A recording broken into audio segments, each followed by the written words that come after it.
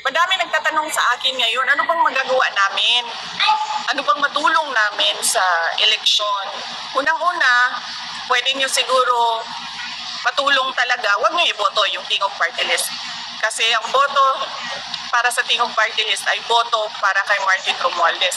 Isipin nyo, 3 na yung seats niya sa House of Representatives. Yung distrito niya sa Tacloban, yung 2 upuan niya sa Tingog Party List. Yung upuan ng asawa niya, yung seat ng asawa niya, yung seat ni Asidre. So, hindi dahil hindi ko masagot yung mga tanong nila sa confidential funds. Ayaw kong sumagot sa mga pagmamayari ni Martin Romualdez.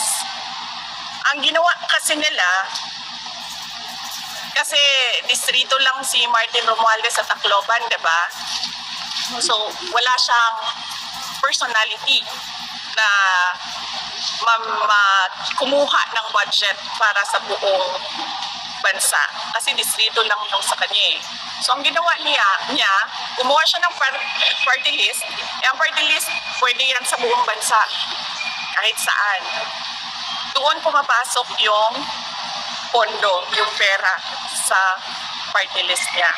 Ano ang pwede natin sabihin na mag-substantiate niyan?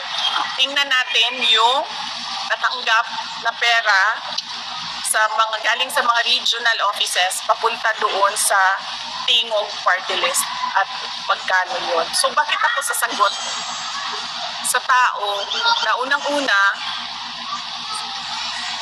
todo ang paninira niya sa akin, todo ang gastos niya sa paninira sa akin. Pangalawa, ganyan siya kasakim sa pera at sa power.